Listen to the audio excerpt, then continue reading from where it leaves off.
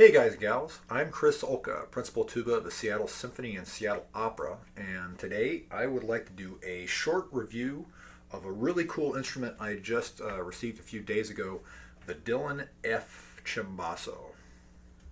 Here it is in all of its Cimbasso glory.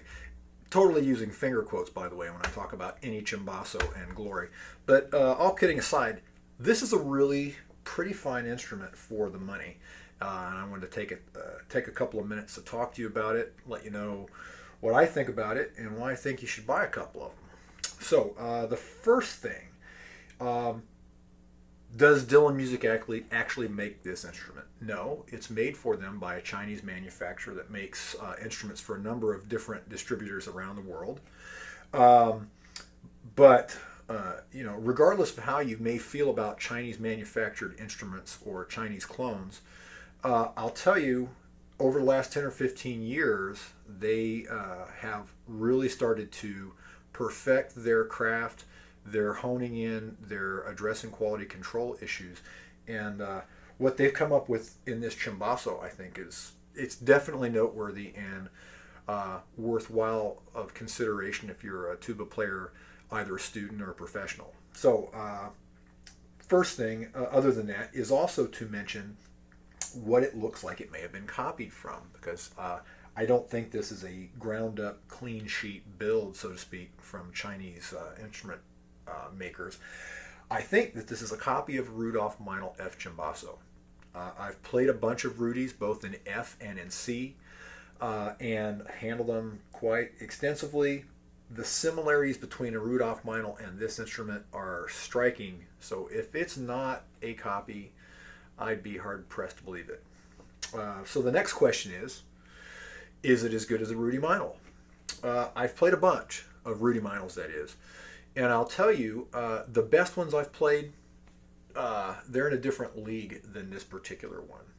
And I've not played a whole bunch that fit in that category, but I've played some really quite fantastic Rudies. I've also played some Rudies that were not nearly as good as this horn. No kidding. I've played some Rudies that were, problematic to say the least.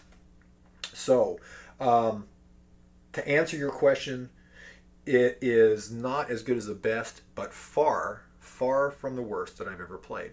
My buddy Matt Walters over at Dillon Music, their tuba guy, tuba guru and repair tech over there, the way he characterizes this instrument is as it's 2/3 the horn for 1/3 the cost. And I'd say that's about spot on. That's a very accurate characterization of this instrument.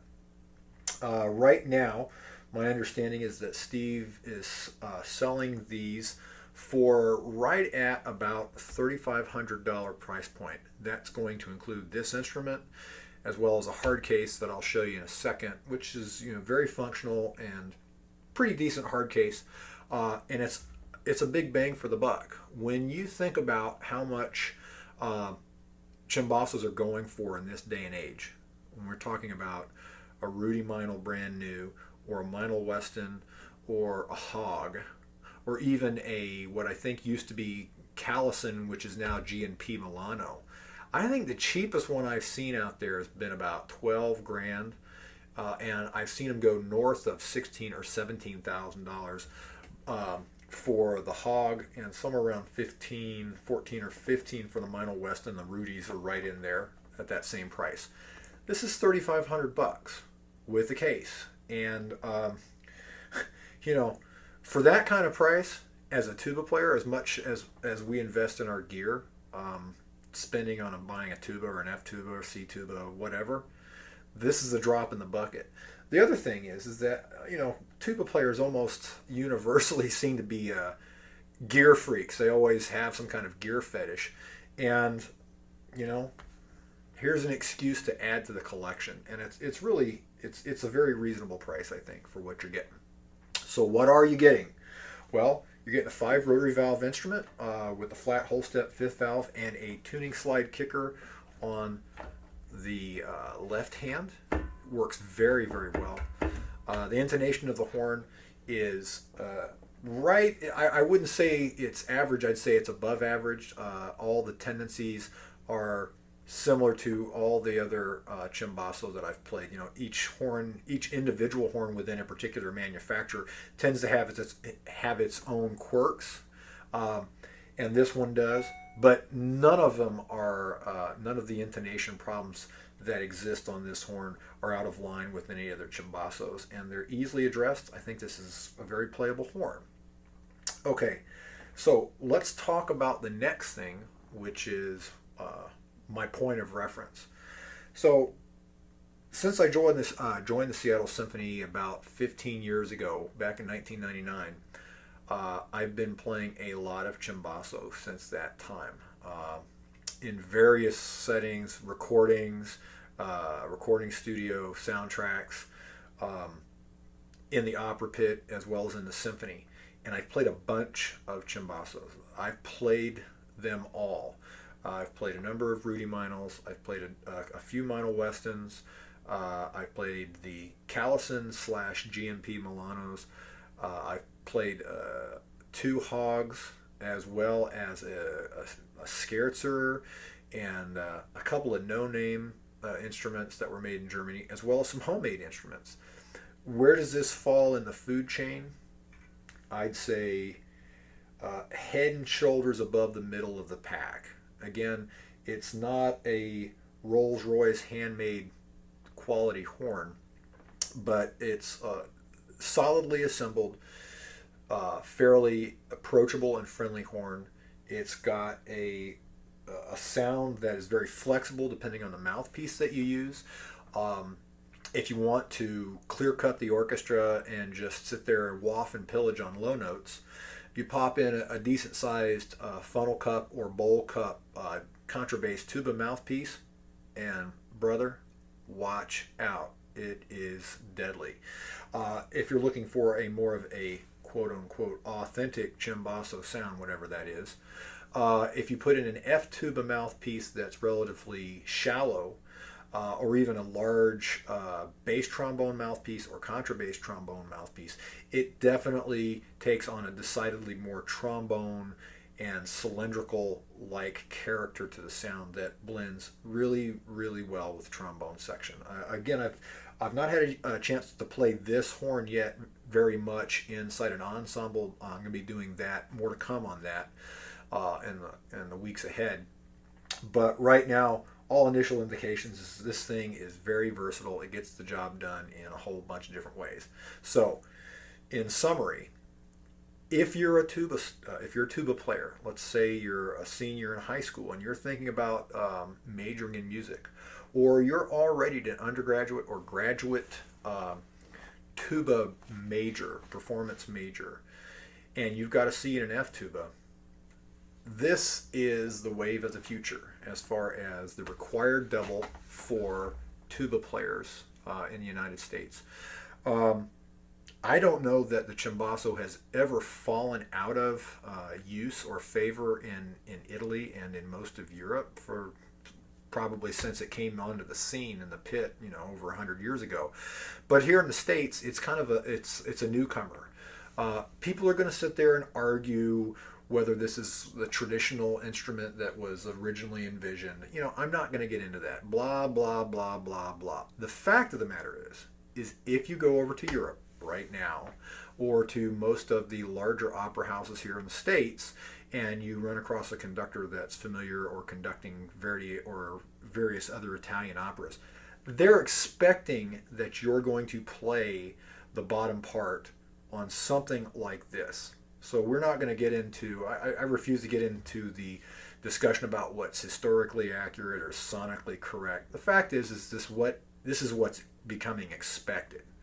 So if you're serious about going into the field, this is a rapidly becoming a compulsory piece of gear. For the money, you can no longer sit there and kick tires. You can afford to jump into this. So that's my suggestion. I think also it will greatly improve the number of performing opportunities that you have. If you're a go-getter, I don't see why you can't use this in big band. I think it would be fantastic for playing whack-a-mole on the low notes in a big band book. It would work great for all those pops gigs that you as a tuba player get handed. Here's the fourth or fifth trombone part because we want you to play it. We wouldn't want to pay you for just sitting there. And that's fine. You know, most of us have been in that situation, and we get called upon to play big band parts in a pops orchestra, and we play it on our contrabass tubas. And even if we manage to execute the part cleanly and clearly, it's not a sound that blends with the rest of the trombone section. So now, bring this bad boy on the gig, and you're covered. And I think that you know, the conductor's going to like it better. Your section mates will too, as long as you don't step on any toes to your right in the bass trombone section. But you know, this thing really fits that bill as well. So I think that pretty much covers it. You can buy these instruments from a number of sources. I got this one from Dillon Music. Again, Steve Dillon, proprietor in Woodbridge, New Jersey. And I'm going to tell you, that's where I would get, that's where I would send people that are looking for them. Yeah, you can find them all over the place now, I think. But they're all going to be about the same price. And the thing that you get with this horn, on top of the really cool engraving on the bell, which you'll see in a second, is, you know, you get service after the sale. If there's any problems with this when it comes, you know, if they order them in batches, Matt Walters is very fastidious about spotting problems and fixing them before they ever go out to the customer. Plus, if you want to have any special things done to the horn, like venting the first valve, which I did for the slide kicker so it didn't pop, he can do stuff like that. And you know what? They have a great shipping policy. And they've established a relationship with these Chinese manufacturers such that I think that there's an above average odds chance of them getting better instruments than a lot of other folks.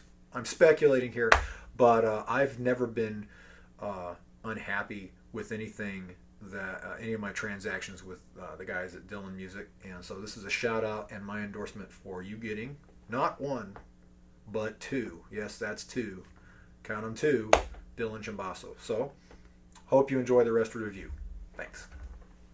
All right, let's take a look at what we get with this Dillon Cimbasso package. Let's see here. With the case open, you take a look. First thing we notice is a paperweight. Yep, that's right. It comes with a mouthpiece. I can't tell you if it's a particularly good mouthpiece or not. It looks like a decent mouthpiece, but I doubt that it's ideal for the application of Cimbasso. But hey, at least it comes with one, so you've got something to play. Let's see here. It also has another mouthpiece holder there, so you can keep two mouthpieces in there. There's the bell laying in the form-fitted part of the bell section in the case, and there's the slide / valve section compartment, and it holds everything pretty snug. Nothing moves around too terribly much, and you know, the foam, there's a decent amount of foam, so I think it'll keep it protected. You've got a storage compartment down here with what looks to be a lacquer cleaning cloth and some kind of Chinese t-shirt rag, as well as a year's supply of silica gel desiccant. Remember, do not eat. Ask me how I know. All right, if you look at the outside of the case, it's a hard case / soft case in that it's form-fitted foam that's covered with a Cordura nylon fabric. It's got a couple of handles here on the side. You can carry it on the side, as well as one on the end. This one on the end comes in handy when you go to the end of the case and look that it's got feet that you can stand it up on, as well as roller wheels, so you can pull it like a carry-on bag piece of luggage. Of course, you've got a pretty roomy music compartment that zips open and closed. You could carry music in there, but more likely what you're going to need it for is those mad fat stacks of cash that come rolling in when everybody finds out you've got a Cimbasso and they need, I don't know, like a fiddle section exterminated or something. So that's what you get with the package. You know, some people are going to complain that the hard case is mammoth, and it is. It's a big hard case. But I've had a number of Cimbasso hard cases in the past, and I'll tell you, this is one of the nicer ones, and it is far from the heaviest, most obnoxious ones. So, you know, you get what you get. If you're going to be a gig monster on this thing with a Cimbasso, I'd probably go for some kind of gig bag for it. But there you go. That's what you get. All right, we've got the horn put together. Let's take a look at it. Okay, the first thing, come and look at the valves. You get not one, not two, not three, not four, but yes, 5 rotary valves. That's 5 times the opportunity to play wrong notes on the gig. That's right. All right, they are all operated by the right hand, kind of standard American style setup as far as valve configuration. People are going to ask about the valve action and how well they work, how well they're assembled. So the valve action first. The valves move very smoothly. There's no drag on any of them, all 5. The linkages are quiet, everything's smooth, and the valves are airtight. I haven't taken the horn apart and pulled the valves out to see how much play is in them or the quality of construction or machining, but every indication so far is that they're way above average. I'm telling you, I've played many German and Russian horns that have had valves that were far, far worse than these. So I'd say they're right in the middle and definitely a good value. They'll probably provide trouble-free service. All right, next thing we take a look at is the 5th valve slide. The 5th valve slide is a flat whole step configuration, and you can see I've got it pulled out there to adjust for intonation. Right next to it is probably one of the coolest features on this horn, and it is a 1st valve slide kicker. If you take a look here, it's got a lever in the back of the horn that you can push either with your thumb of your left hand or pull with the fingers of your left hand. You can reach from the back or around the front. But when you push it to the side, it extends the 1st valve slide up to adjust for intonation, and when you let it go, it's got a spring-loaded return. It returns it all the way in. The only improvement that I had done before I had it sent was a venting hole. If you look in there on the 1st valve casing, I had Matt Walters drill a venting hole so that when I moved that 1st valve slide in and out, you wouldn't get that popping sound that occurs with airtight rotary valves. And these are airtight rotary valves. I got to tell you, the slide action on this horn, take a look. The slide action on this horn is great. All the valves slides are smooth and airtight, and they're lined up very well. I'm really impressed with that. Okay, the other thing you've got is an adjustable end pin for adjusting how high or low you have it when you're sitting on a chair, and I don't take these for granted. They should be mandatory equipment on Cimbassos, but believe it or not, they're not included on every Cimbasso out there, and they should be. Are you hearing me, Cimbasso makers? Anyway, so that's a nice feature. The bracing is pretty solid.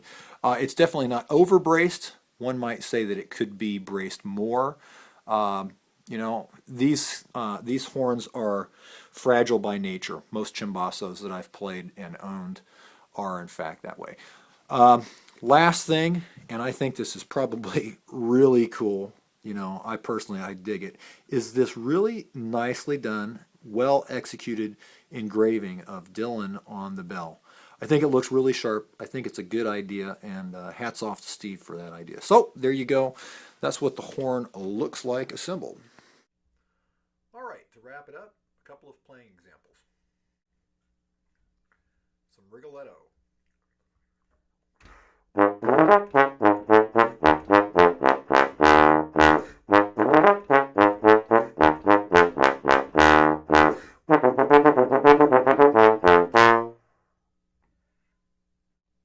little Bordoni.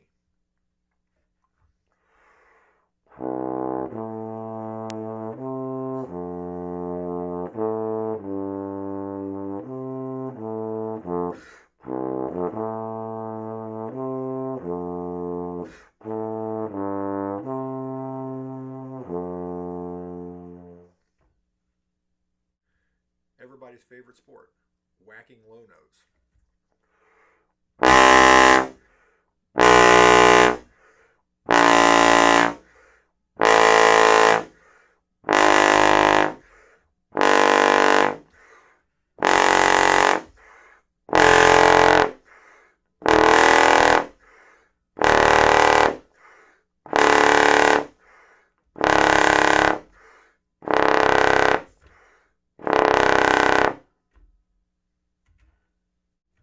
It's got a fairly decent high register.